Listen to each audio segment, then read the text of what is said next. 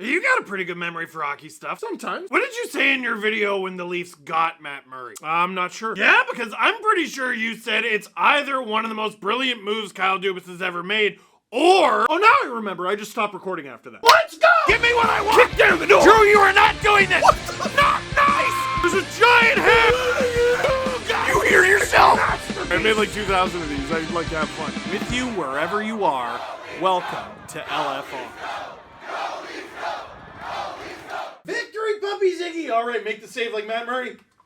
Oh! Did you see that? He like deflected it. Come back here. That was impressive. You'd never know he had a $500 vet visit yesterday. That was fun. Yeah, no, I'm not kidding.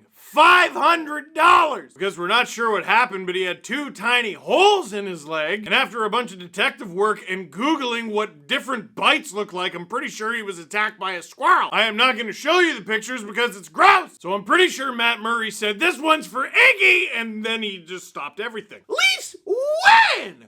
4-0 over the Dallas Stars. Mitch Marner continues to make history, points in 20 straight games, but Matt Murray and the penalty kill, which Mitch Marner was a part of, stole the show. 44 saves in a shutout, and if that sounds like a lot, it is. From Kyle Cushman, Matt Murray's 44 save performance is tied for 3rd most in a shutout by a Maple Leafs goaltender, according to Stats Muse. James Reimer, 49 saves on February 4th, 2012, and Mike Palmateer, 47 saves on March 12th, that's my birthday, 1977, that's very not my birthday, are the only 2 with more saves in a shutout for a Toronto goalie. But wait, there's more! You know, expected goals? It's a fancy stat. We've talked about it on the podcast before. It's very memeable. Expected by whom? Basically based on several criteria. If a goalie faces this amount of shots and this amount of chances, here's how many goals you can expect that goalie to allow. Well, MoneyPuck.com with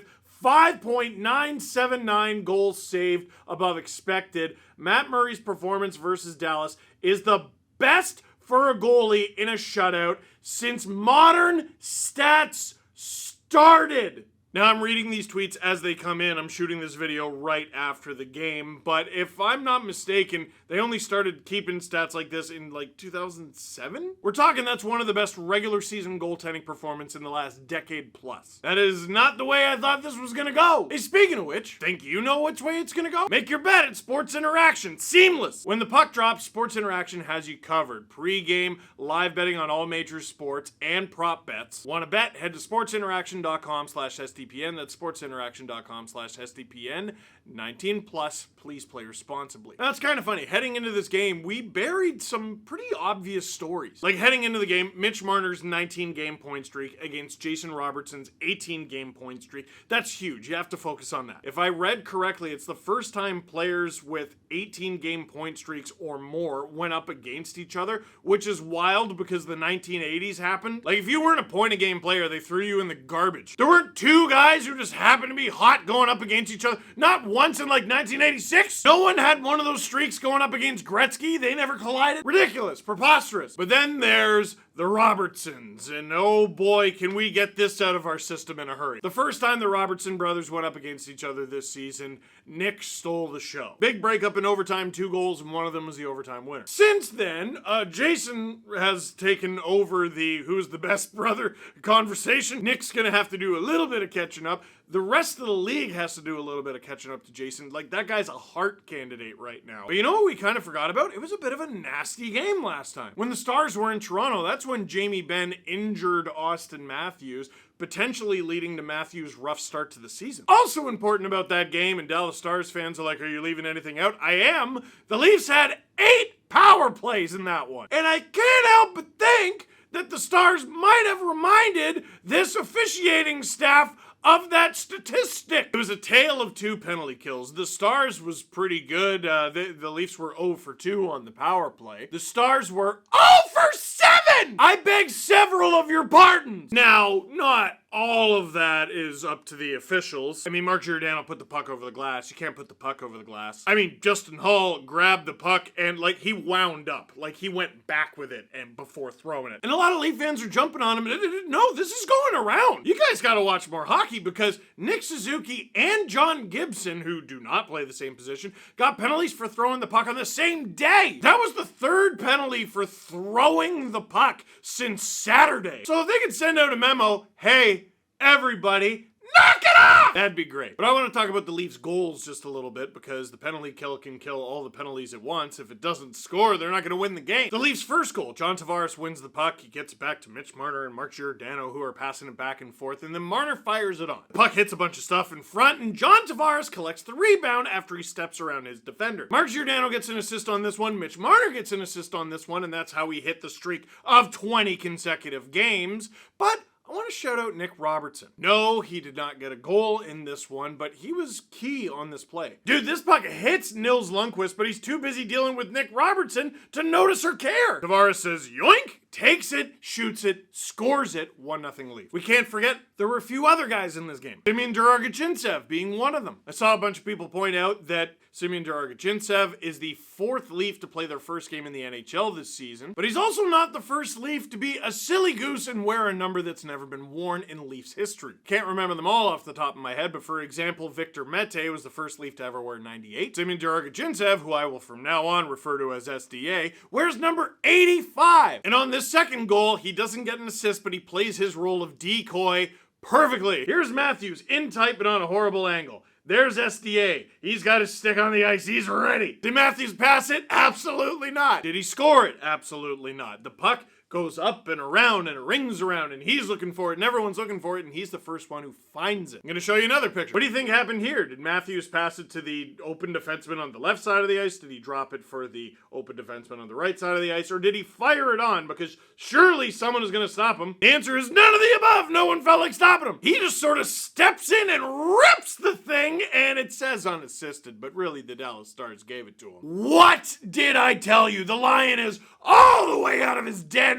He's staying hot, and the Leafs are up 2-0. Now, here's what's wild. That was an extremely busy period for Matt Murray because he had to stop 15 shots. Stars outshot the Leafs 15-10. Well, Steve, the reason for that is because all the penalties that you mentioned. Nope. The penalties were even in the first period at 1 apiece. Not until the second period that the parade begins. Justin Hall tripping against Jamie Benn. You can't do that. Only a minute and 4 seconds into the period. Luke Glendening, interference against William Nylander. Now the penalties are 2-2. The Leafs go on to take 5 consecutive, starting with a double minor from Pierre Engvall. Too many men in the ice. Served by SDA. Stop doing that! And Mark Giordano delay of the game, puck over the glass, and Justin Hall closing his hand on the puck, which does not begin to describe what he actually did, which led to the biggest sequence of the game. And I skipped over Rasmus Sandin making it 3-0 because this is what defined the game. When Sandin made it 3-0, it was a great little blitz from the Leafs. So there was a flurry, there was all sorts of chaos in front of the Stars' net. There was chaos in front of the Leafs' net all night. That's not necessarily a good thing, but sometimes you're going to have to battle through it. When Sandin scored that goal, like, do you want to see my impression of Essa Lindell? Like, do the Dallas Stars have a pillow sponsorship? Or, like, what? I don't know what he was doing. Maybe he didn't know where the puck is. He wasn't facing the play, certainly. He was afraid of getting hit with it. He didn't want to knock in a rebound. Whatever it was, the Leafs on this 5-on-3 penalty kill had that dog in him. First of all, Mitch Marner cannot help but be a cartoon character. He was made for the theater and he happened to be good at hockey because immediately in that penalty kill, shot block, it breaks his stick. When it rains, it pours, and he just looks up like, would you look at that? I can't believe my luck. Oh, when it rains, it pours. Gosh darn stick, why I oughta. But you know what he does? You know, I thought it was weird that he was standing like he was carrying a suitcase. No, he was facing the back of his hands out because he's got all that extra padding and he was essentially walking around out there like he had 2 blockers. Dude, I tweeted this and now I get to explain it. That 5-on-3 penalty kill was essentially 3 goalies and Timothy Liljegren. Liljegren was like the only one of those penalty killers who was actually able to like move around and use his stick a little bit. Marner was almost literally a goalie but with less equipment and no stick. Sandin was just every single time the Stars pass to that side of the ice is palmateer. And yeah, it was 3-0. It's the Leafs And it's also the modern NHL. We don't even need to make it about the Leafs. Dude, the Stars erased a 4-goal deficit recently, didn't they? The Habs blew a 4-0 lead to the Canucks. That game ended 7-6. The Dallas Stars are one of the better and more underrated teams in the entire National Hockey League. You're telling me on home ice in a game where they've been drawing every penalty, where they've been out shooting the Leafs the entire time.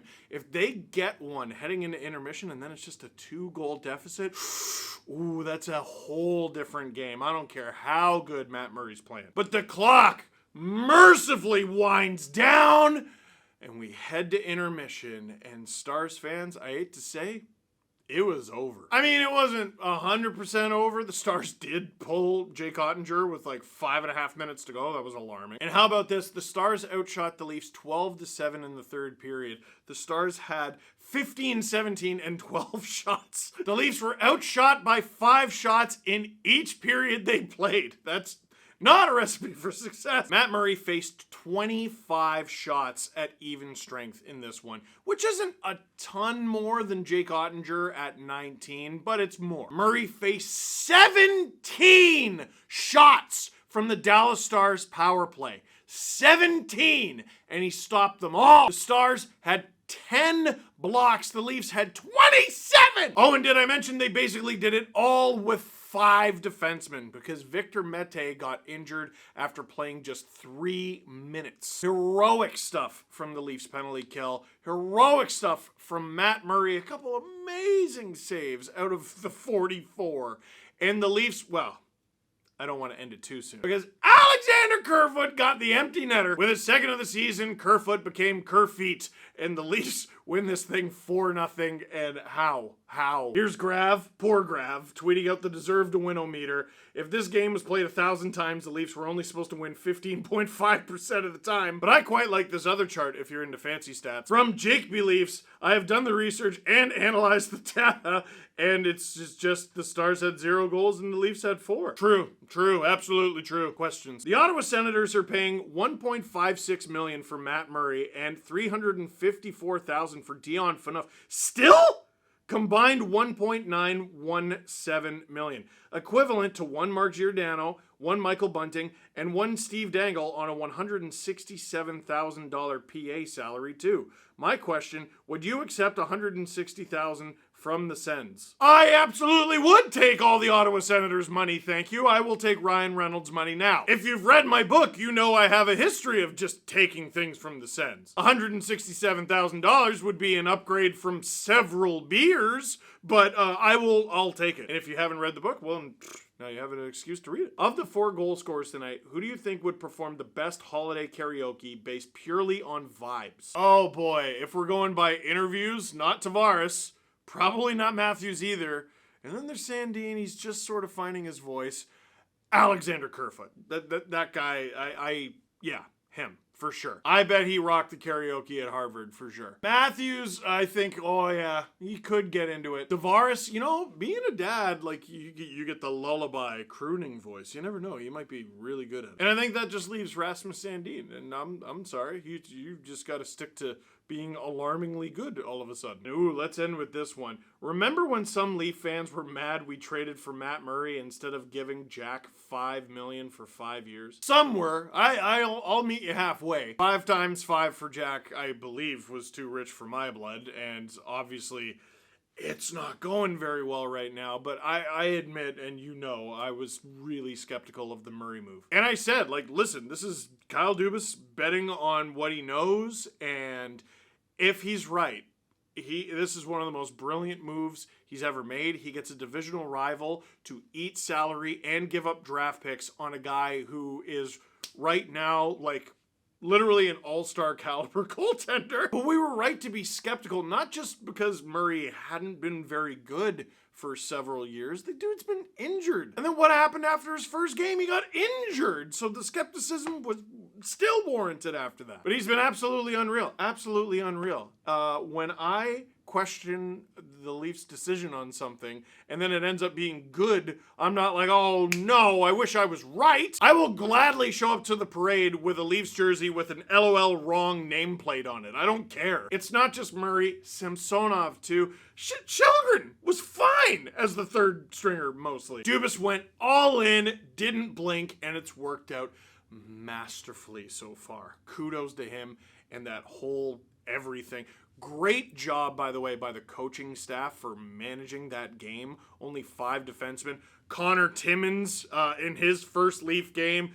Semyon Duragachitsev in his first NHL game, period. And then managing all the ice time after taking 7 penalties and still coming out on top. Unreal. And now with Victor Mete out for about a week, what are they going to do on the third pair? Is it just going to be both right-handers, Timmins and Hollowell? I don't know. And you might be saying to yourself, Steve, it's obvious. Just call up Philip Kral. Nope. He's hurt. The only remaining left-hander I can think of is Mikko Kokkonen. Have you heard of him? Some of you have. A lot of you haven't. I think they might just have to go 2 right-handers until one of Brody, Mete, or Ben are back. Dude, this team's hot enough. It just might work. For now, that is it for this one. Thank you very much for watching. Click like if you like this video. Click subscribe if you really liked it. Tell all your friends. Brand new Steve Dangle podcast tomorrow. I wonder what we're going to talk about.